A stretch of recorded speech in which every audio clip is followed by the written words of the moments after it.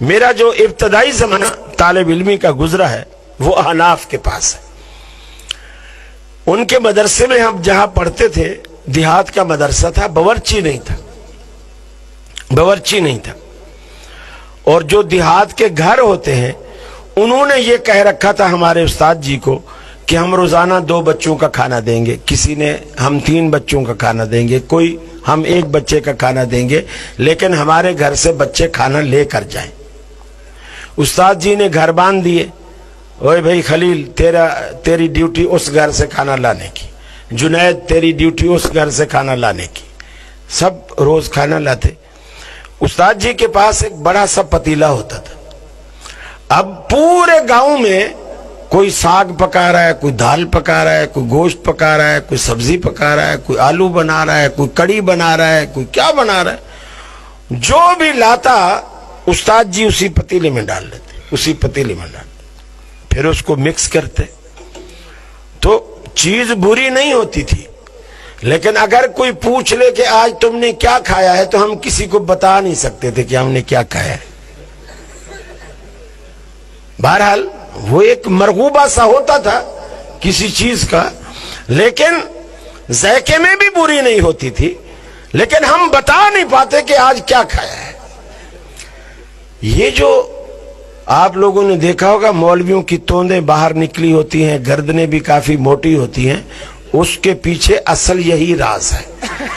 کتنا بھی مالدار آدمی آپ دیکھو گے گھر میں زیادہ سے زیادہ چلو 1 ڈش 2 ڈش 3 ڈشیں بنا لے گا, لیکن مولوی تو روزانہ 50 اور جتنے گھر ہیں اتنی ڈشیں روزانہ مکس کر کے ہم کھا رہے ہیں. تو ظاہر بات ہے گردنیں تو موٹی ہوں گی. کپڑے ہر سال نئے سلوانے پڑتے ہیں, پہلے والے تنگ پڑ جاتے ہیں. عجیب. اب ہم دل میں یہ کوشش کرتے اور دعا بھی کرتے کہ یا اللہ کوئی ایسا بندہ بھیج جو ہماری دعوت کرے, بھلے ہمیں آلو کھلائے لیکن ایک چیز کھلائے. یہ مکس جو چیزیں ہیں یہ نہ ہو. دل چاہتا ہے نا انسان کا بھلے دال ہو لیکن ایک ہو. اور وہ موقع کب آتا تھا جب کسی کے ہاں فوتگی ہوتی تھی, کوئی مرتا تھا, وہ آتے تھے استاد جی کے پاس اور استاد جی کو بولتے کہ 15 طالب علم بھیج دو, آیت کریمہ کا ختم ہے. ہم وہاں چلے جاتے. وہ آیت کریمہ کے ختم کے لیے کچھ 1.25 لاکھ گٹھلیاں ہوتی, تھیلے میں بھری ہوئی تھی, وہ ہم کندھے پہ ڈالتے چل پڑتے, بڑا خوش اچھلتے بھاگتے. یہ وہ بات ہے کہ آج مزہ آئے گا, آج بہت مزہ آئے گا. وہاں جا کر کے وہ گھر والے سفید چادر بچھا دیتے, ہم وہ تھیلی گٹھلیوں کی اس کے اوپر خالی کر دیتے. اب گھر والے بھی ساتھ میں بیٹھے ہوئے پڑھ رہے ہیں, ہم نتھو خیرے کی اماں کو بخشوا رہے ہیں جو فوت ہوئی ہے. اب وہ ایک ایک گٹھلی پڑھ رہے ہیں, لا الہ الا انت سبحانک انی کنت من الظالمین. اب اتنی دیر ایک گٹھلی پہ لگ رہی ہے, ابھی دوپہر آ گئی, ابھی آدھی ڈھیری بھی مشکل سے خالی ہوئی ہے.